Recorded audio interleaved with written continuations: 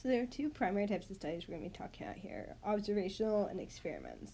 We'll start with observational. Now, the key to understanding what observational study is to understand that it's got a root word, and that is it's based on observation.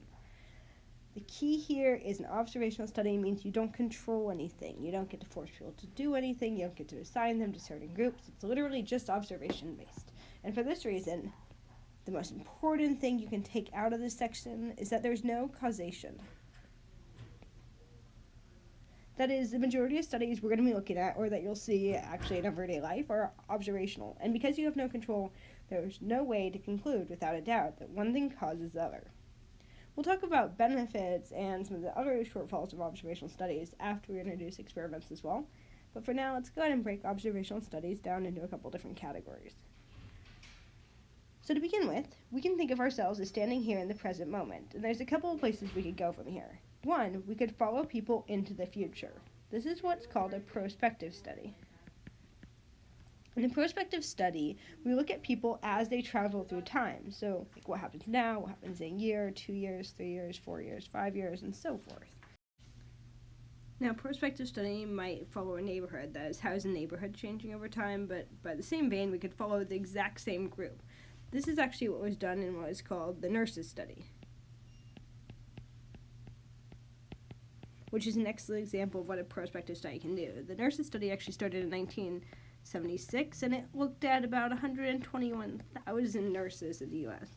It asked some questions based on things like their diet, how much exercise they did, their career goals, if they smoked, if they took birth control, if they drank. And they looked at how all those factors intersected over time and changed. It's actually given us some of the most important information we have in the medical industry today. It shows us relationships between, let's say, smoking cigarettes and the fact that that actually can increase the risk of colon cancer, while taking birth control can actually decrease that risk. So the nurses study is something definitely to check out. The nurses study is a specific example of a prospective study called a longitudinal study. It's called a longitudinal study because it follows the same group of people over time. That is, the same people are asked questions over and over and over again. So it's not just a neighborhood or a city or a business, it's a specific group of people here that we're looking at.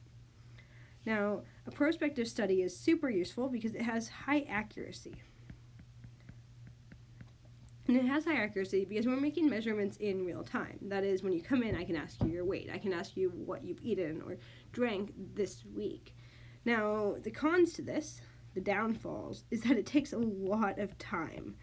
That is, the nurses study, once again, enormously important in the medical industry, has been going on for a very, very long time, and it's taken all that time to get good data. So it's expensive in terms of time, it's also expensive in terms of money, because you have to incentivize people to keep participating in things a lot of times.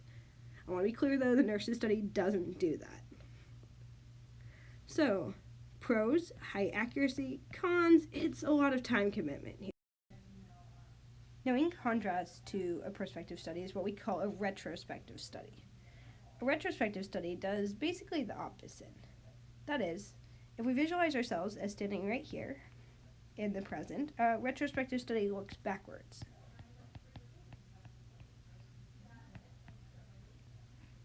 That is, right now I go out and ask people about events that have happened in their past, about behaviors or habits they had when they were younger.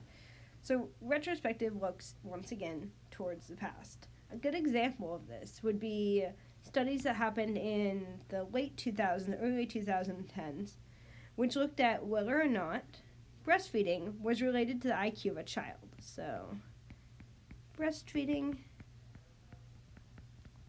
and IQ.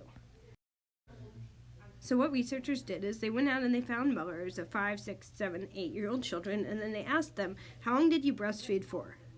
And they used that data and an IQ test on the children to try and find a relationship between these two variables. This is retrospective because they went out and asked mothers of older children, how long in the past did you breastfeed for? Now, there are advantages and some shortcomings of this type of study. So let's talk about advantages first. A really good advantage is that it takes very little time to do this type of study. That is, they went out, they found the mothers, they asked them the questions, and they immediately had data off of it. They didn't have to wait for the children to grow up or the mothers to stop breastfeeding to get the information they wanted. So time is an advantage in retrospective studies versus prospective studies. The shortcoming, though, is pretty significant, and that is accuracy. That is, if I go out and I ask a mother, well, how long did you breastfeed for 6-7 years ago, she might not know to the exact day. And even the accuracy that she remembers, she might round it or approximate it when she reports it. So time is on your side if you're doing retrospective, accuracy is on your side if you're doing prospective studies. Now, I really want to emphasize here that while retrospective and prospective studies are types of observational studies and they have their separate pros and cons, the really big overarching thing you have to take out of observational studies is, once again, there is absolutely no causation. That is, while we can go ahead and draw parallels, that, for instance, we might say that it looks like breastfed babies in this case had higher or lower IQs. We can in no way feel justified in claiming that overall, of course, breastfeeding does this or this. An observational study lacks control, which means causation is off the table for us.